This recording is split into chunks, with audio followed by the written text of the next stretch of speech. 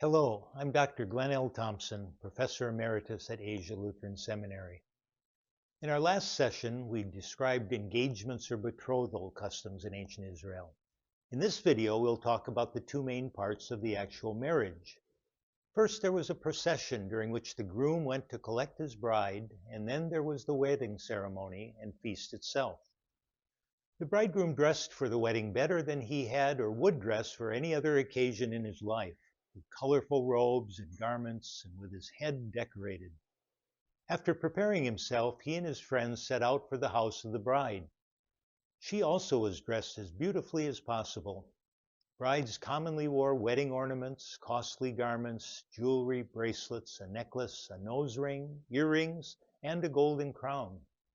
In Revelation 21, we are told that the church will be prepared as a bride, beautifully dressed for her husband, when she's united with Christ at the wedding feast of the Lamb on Judgment Day.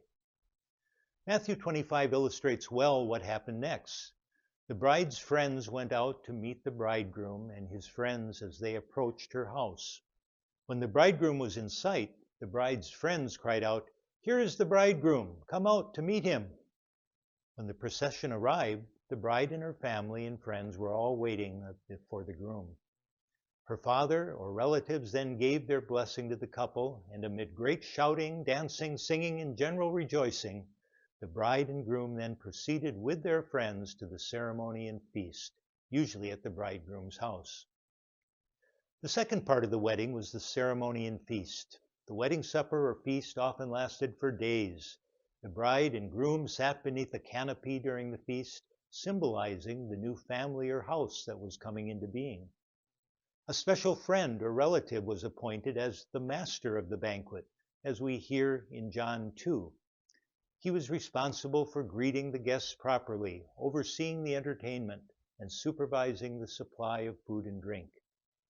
A great many guests were usually invited, and each wore a special wedding garment for the occasion. The guests were seated according to the rank or honor which the bride and groom accorded them. Wine and food were served in abundance for this once-in-a-lifetime occasion. The most important element of the feast was its joyfulness, especially as it was shared with friends and family. The Revelation of St. John, chapter 19, uses the wedding and wedding supper as a picture of the ultimate union of Christ with his people. It says, "For the wedding of the Lamb has come, and his bride has made herself ready.